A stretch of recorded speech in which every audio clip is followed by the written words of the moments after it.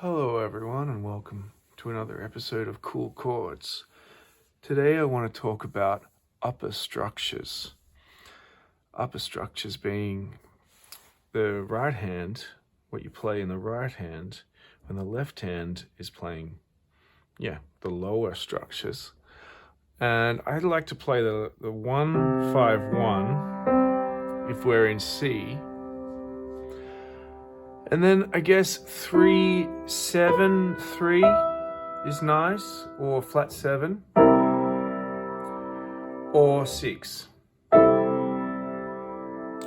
And I've done other videos on inner voices, and this is kind of, it's a little bit like you play around with the 6th, the 7ths.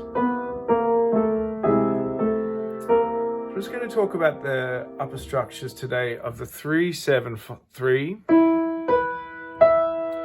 and the 3-6-3.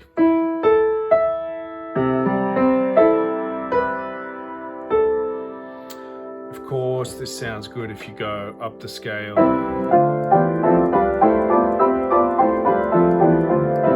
Even with the 6.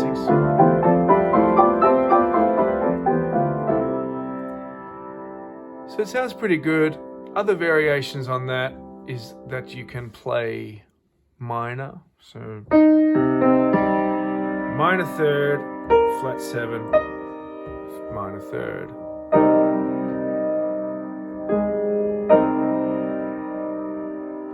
This will maybe work for when you've got a C minor 9 chord without the C. There's a bass player, hopefully, playing the C. We've got the 5, flat 3, 9, flat 7. We have this kind of 3-7-3 upper structure. Out of camera range there. So what I did then was 3-7-3. I guess 6 will work as well.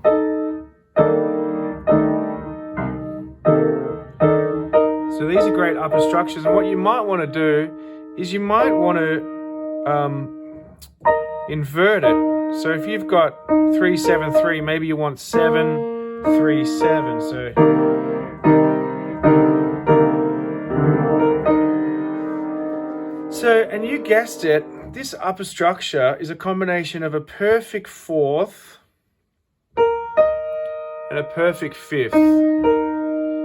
So it always equals 9, which is kind of amazing. And as we go forward with some of these upper structures, we realize that even if we play a 6, then we have a 3 that equals 9. So it always seems to be equal 9, these upper structures. Let's go back to C. 5th, 4th, or 4th, 5th. I'm just inverting it.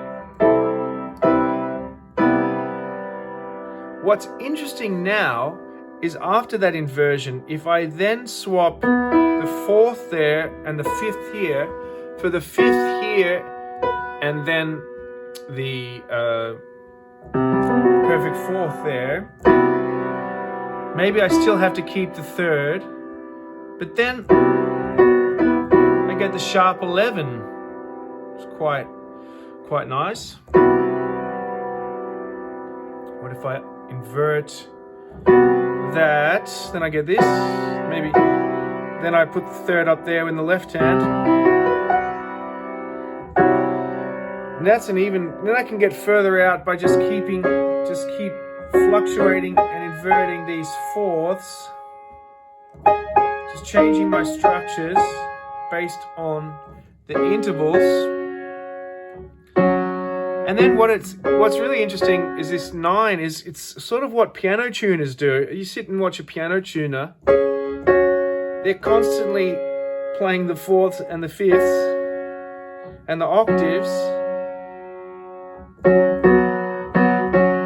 And so, the upper structures is based on basically the theory, the history of musical harmony.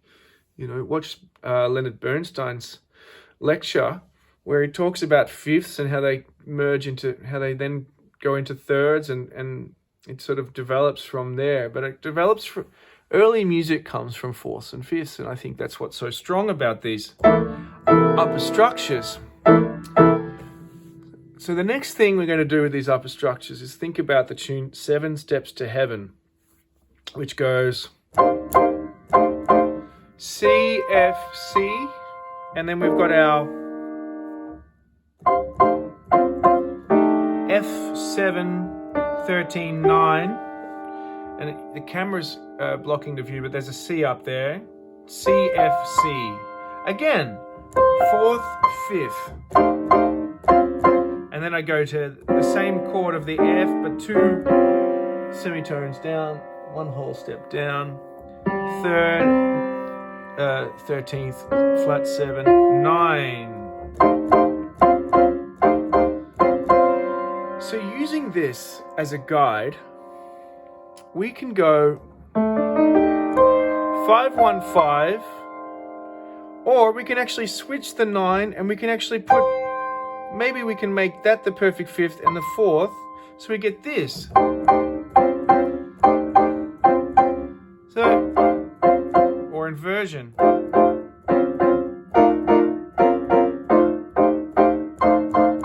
Switching between 4, perfect 4th, and a perfect 5th. So a couple of exercises we can do here is we can go down in semitones.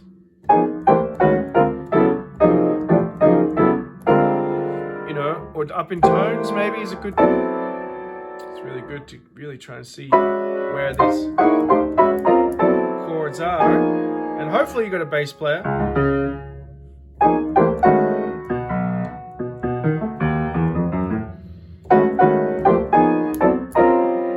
Of course you can always invert the left hand as well. And then the structure may have to change accordingly. But the structure, try and keep the structure the same, the 4th and the 5th, the upper structure.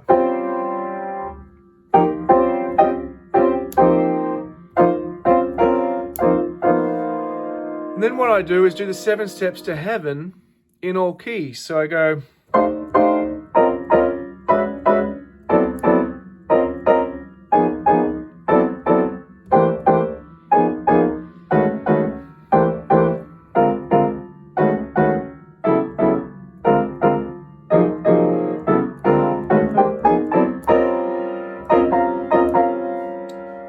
variation is just to alternate between the 4th and 5th really quick.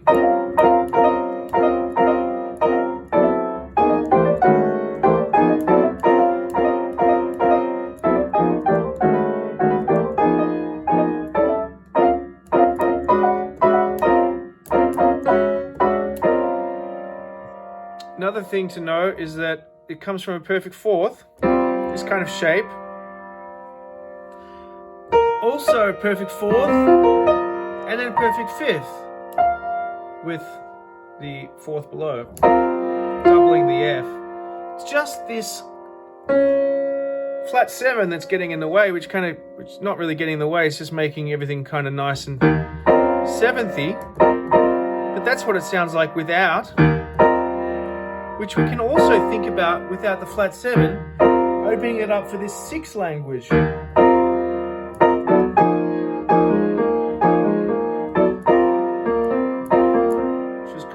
Resolved sound, the 6.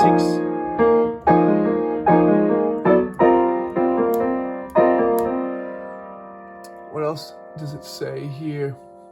I think I've pretty much covered what I was planning to say. Just one more recap on just how far you can take these upper structures. Just keep, maybe we start with the perfect 4th, perfect 5th and perfect 4th. Invert that, change that, invert that, change that, invert, change. We can go around the cycle of 4ths or the cycle of 5ths. We get further and further out. So with its original chord, which in this case I can make it C7.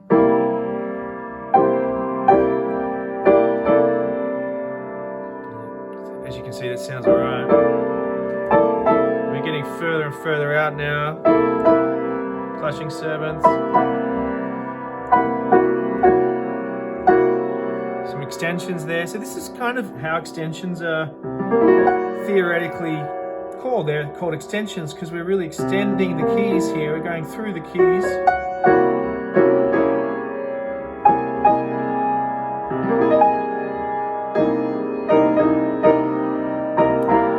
Coming back now, getting slowly back to the start. Upper structures.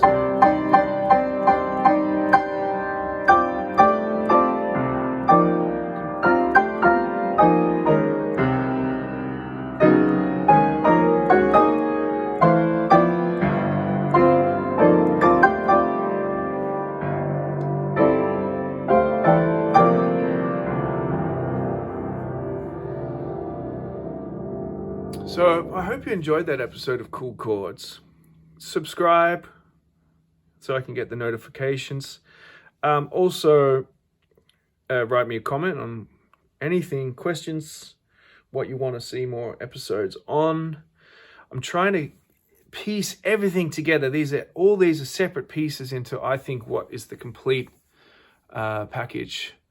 So I hope you enjoyed the episode on upper structures today. I got to thank Wolfert Brederode, who's a great teacher of mine. Steve Sedergreen, Tony Gould, Fred Hersch, some great teachers I've had who taught me about the value of these upper structures. Thanks very much, and we'll see you next time on Kool KordZ. Happy practicing.